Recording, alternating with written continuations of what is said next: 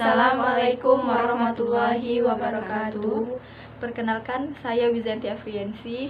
Saya Yuhesti Ramadini. Saya Dela Anggraini. Kami dari mahasiswi kebidanan tingkat 1 Poltekkes Kemenkes Pangkal Pinang akan mempresentasikan poster kami tentang sistem reproduksi. Gametogenesis. Gametogenesis yaitu proses pembentukan gamet atau sel kelamin yang terjadi di organ pria maupun wanita, yang terdiri dari 1. Spermatogenesis atau pada pria, yang kedua oogenesis pada wanita. Spermatogenesis merupakan proses pembentukan sel spermatozoa dibentuk di dalam tubula seminiferus, dipengaruhi oleh beberapa hormon, yaitu yang pertama hormon FSH, yang kedua hormon LH. Faktor-faktor yang mempengaruhi spermatogenesis yaitu hormon, yang kedua suhu testis, yang ketiga penyakit, yang keempat obat-obatan. Oogenesis. Oogenesis merupakan proses pembentukan dan perkembangan sel ovum. Proses oogenesis dipengaruhi oleh beberapa hormon, yaitu hormon FSH yang berfungsi untuk merangsang pertumbuhan sel-sel di sekitar sel ovum. Yang kedua, hormon estrogen yang berfungsi merangsang sekresi hormon LH. Hormon LH yang berfungsi merangsang terjadinya ovulasi, yaitu proses pematangan sel ovum. Yang keempat, hormon progesteron yang berfungsi untuk menghambat sekresi FSH. Perbedaan spermatogenesis dan oogenesis. 1. Jenis pembentukan sel, yang kedua lokasi terjadinya, yang ketiga waktu terjadinya, yang keempat fase pertumbuhannya, yang kelima siklus terjadinya. Sistem reproduksi wanita.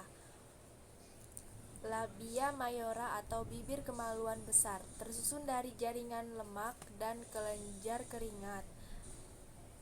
Terletaknya di bawah mons veneris dan menunjang hingga ke perineum, area kulit antara lubang vagina dan anus. Ovarium berbentuk oval sebesar ibu jari. Disinilah produksi sel telur atau ovum, hormon estrogen dan progesteron terjadi. Setiap 28 hari, ovarium mengeluarkan sel telur secara bergantian yang menyebabkan siklus menstruasi. Bentuknya menyerupai buah pir yang gepeng dan tersusun dari lapisan otot yang memiliki sifat elastis sehingga bisa membesar sesuai dengan perkembangan janin. Labia minora atau bibir kemaluan kecil letaknya di dalam labia mayora yang tersusun dari jaringan lemak dengan banyak pembuluh darah. Vagina adalah saluran yang menghubungkan serviks atau leher rahim dengan bagian luar tubuh. Vagina juga merupakan jalan keluar bayi saat persalinan normal. Jalan masuk antara rahim atau uterus dan vagina ini disebut leher rahim. Struktur luar dari sistem reproduksi pria terdiri dari penis, skrotum, dan testis. Yang pertama penis. Penis terdiri dari akar, menempel pada dinding perut. Badan merupakan bagian tengah dari penis. Gland penis, ujung penis yang terbentuk seperti kerucut.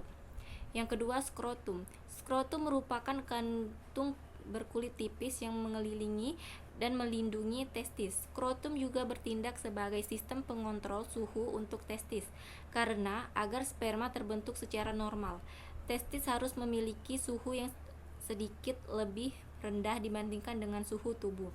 Yang ketiga, testis. Testis berbentuk lonjong dengan ukuran sebesar buah zaitun dan terletak di dalam skrotum. Struktur dalamnya terdiri dari vas deferens, uretra, kelenjar prostat, dan vesicula seminalis. Yang pertama, vas deferens.